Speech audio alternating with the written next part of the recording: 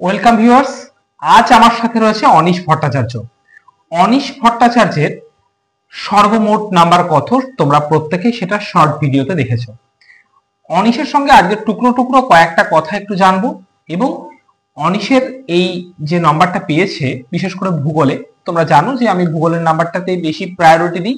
যেহেতু আমি ভূগোল পড়াই সেহেতু আমি ভূগোলের নাম্বারটাই দেখি এবং সেই ভূগোলের নাম্বার পাওয়ার জন্য কোন কোন বিষয়গুলোতে সে সব থেকে বেশি গুরুত্ব দিয়েছে সেগুলোই প্রধানত এই ভিডিওতে তোমরা দেখতে পাও। তো অনিশের কাছ থেকে আরেকবার একটু শুনে নেব যে ভূগোলের নাম্বারটা কত। আমি ভূগোলে 93 পেয়েছি। ভূগোলে অনিশ 93 পেয়েছে।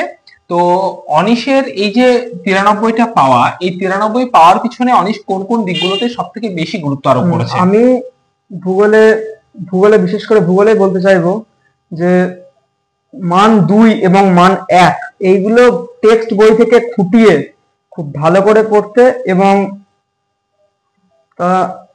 আদার্স আর যে মানে কোশ্চেন ব্যাংক থেকে অতিরিক্ত পরিমাণ বা আমি যদি চাই যে ভূগোলের সহায়িকা রেফারেন্স বুক এইগুলো এক্সট্রা আমি পড়াশোনার পাশাপাশি রাখতে পারি আরো বেশি জ্ঞানের জন্য। আচ্ছা আচ্ছা, আর একটা কথা বলে রাখি যে অনিশের সঙ্গে কিন্তু আমার পরীক্ষার আগে একবার রাগারাগি হয়েছিল।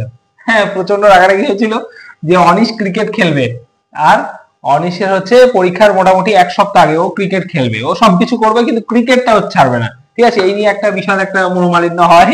তারপরে যাই হোক পরীক্ষা উত্তীর্ণ হয়, ও সবকিছু মিটে যায়।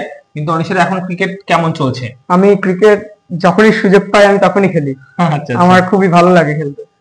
ও কিন্তু খুব ক্রিকেট লাভার। এবং আরো একটা বিষয় সেটা হচ্ছে যে ওকে এই কথা প্রশ্নটা জিজ্ঞেস করলাম এই কারণের জন্য, অনিশ এখন সায়েন্স নিয়েছে, ওর সঙ্গে অনেক দিন পর আমার দেখা এবং ওর যে ভিডিও করব ওর সময় হয়তো আমার সময় হয় না, আমার সময় হয়তো ওর সময় হয় না, এরকম একটা পরিস্থিতি তৈরি হয়ে গেছিল। অবশেষে আজকে অনিশেরও সময় এবং আমার সময় দুটো ম্যাচ করে এবং তারপরে আজকের ভিডিওটা হয়। আচ্ছা, অনিশকে আর একটা বিষয় একটু জিজ্ঞেস করবো যে তোমার ম্যাপ পয়েন্টিংটা কেমন গুরুত্ব দিয়েছিল? ম্যাপ পয়েন্টিং এ আমি বলতে গেলে টেস্টের 1 মাস আগে থেকে খুব মানে বিশেষভাবে গুরুত্বপূর্ণ যদি মানে বিশেষ জোর কোনো বিষয় দিয়ে থাকি সেটা হচ্ছে ম্যাপ পয়েন্টিং এ। ম্যাপ পয়েন্টিং এবার মাধ্যমিকে ম্যাপ পয়েন্টিং আসার যে সব ম্যাপ পয়েন্টিং করেও যে কমন আসবে তার কোনো মানে নেই।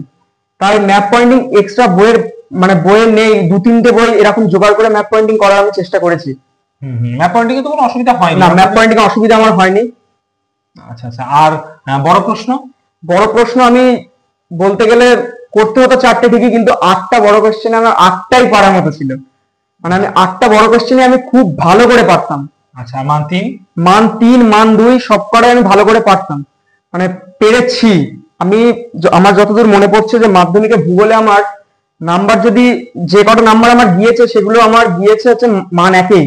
আর মান 1 কিছু কিছু মান 1 আমার নিজের জানার বাইরে ছিল, সব মান 1 আমি জানতাম না।